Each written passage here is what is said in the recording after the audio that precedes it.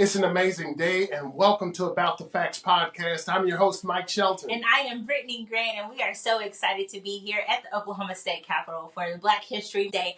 At the Capitol, we have our new Senator, Nikki Nice, here with us today. Oh, you Nikki? Can we call you Nikki? Yes. Only y'all can call me.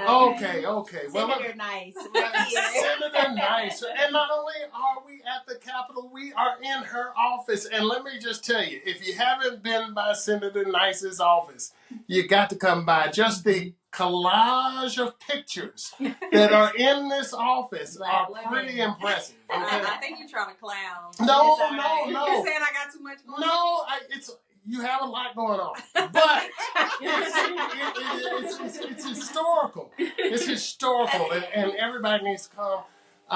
Bring your daughters. Come by. Room what? 515. 515 on the Senate side of the Oklahoma State Capitol. Let me tell you, it's an historic room, but not only is it historic, you represent District 48, which is historic all by itself. So you are following some amazing people that have served in Senate District 48.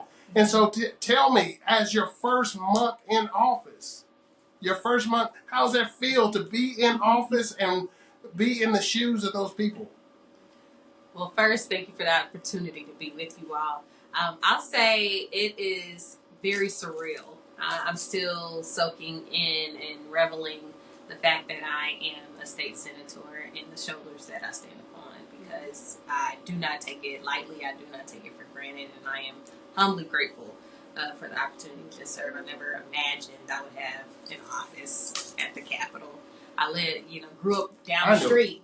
Down the street from me. I grew up down the street from the Capitol, so pass it all the time and never realize or imagine that this would be a place I would call my office. So I'm happy to be here and understanding the roots of why I am here. It makes me more excited to be here. It's rough up here, though.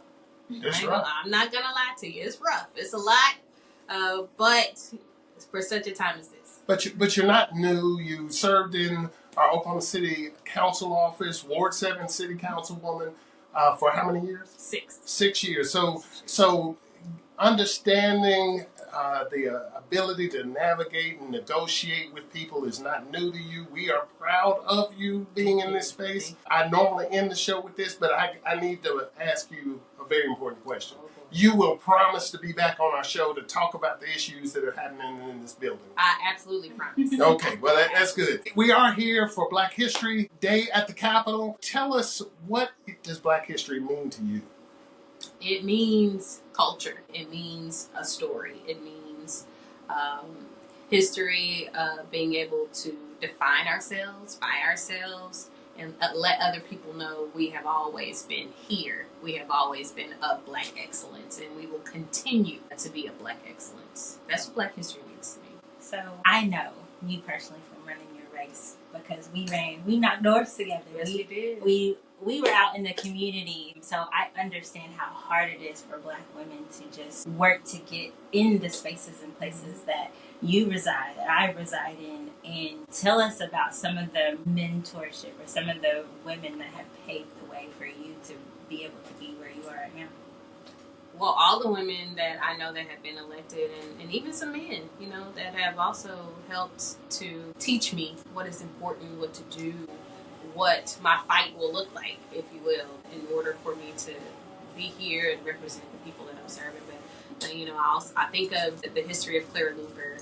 I think of the history of even my teacher, Miss Nancy Davis Jr., the history of her mother, Nancy Davis Sr. I think of when I was at OU, I was in the building where Ada Lois Scipio Fisher had to sit on the side and not be accepted. The stories of women, and all of these women went to Langston. All of these women went to Langston University.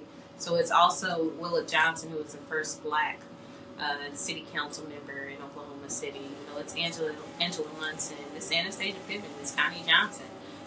It's Vicky Malza Grange. All of the women, even teachers, and just my mom. All of those people, my next door neighbors, all of the people that have been able, even my children. That was about to try to get to that. He was waiting Come on, now. He was waiting for that. When you said answer men, he was waiting. I know.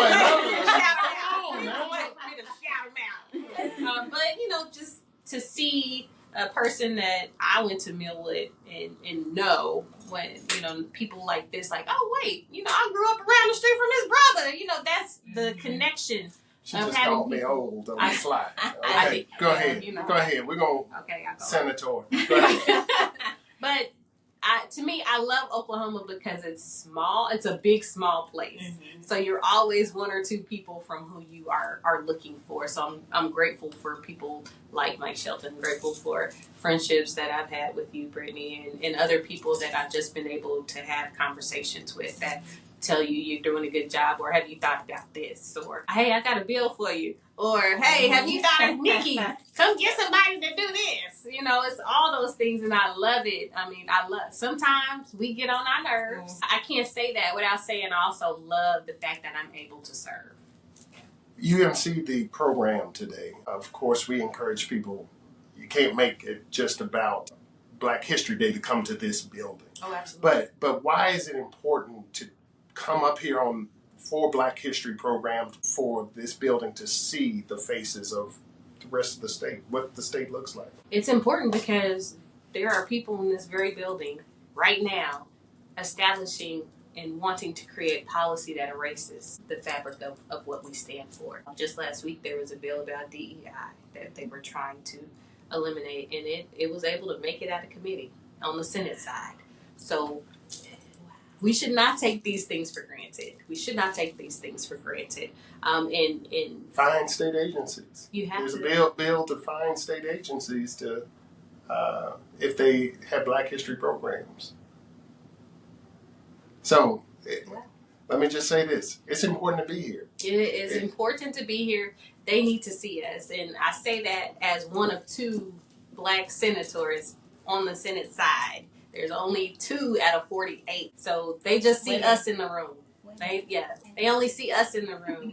They need to see you all. They need to see our community. They need to see their constituents wherever they live, looking at them to tell them they are wrong, or if it's something good that they support. But if it's something harmful to the people that look like us, to our culture, or even to their neighbor, we have to stand up and say no. We have to. You said something really important, and it probably went over everybody's head, but I felt like it's just necessary to point it out. You said no matter where they live, because so often Blacks across the state of Oklahoma, they're attracted to come to the Black that serves in the position, thinking that's the best thing. And it's important to do that, but it's important for them to go to their own elected official too. Can you talk about that?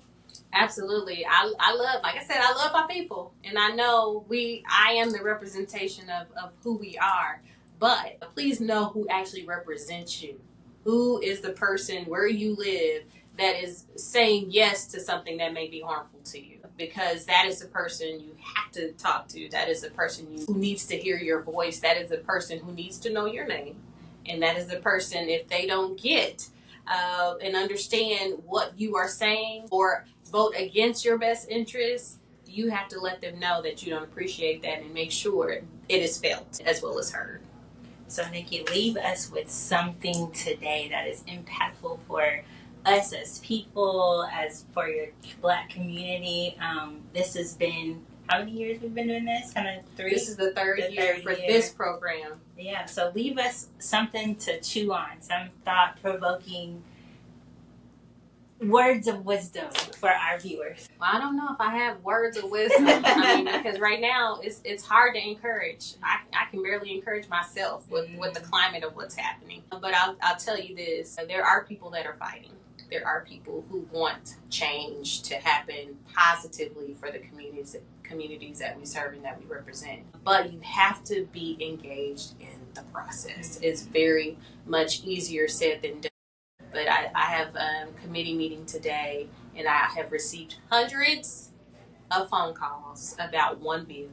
So imagine if hundreds of people that look like me and you called up to the Capitol, showed up to the Capitol when we know these bills are being presented and or being discussed by certain individuals that have the ability to say, we don't think you belong here. So we have to be vigilant in that. Again, I know it's easier said than done, but if we're not a part of the process, we're going to continue to get eliminated from it.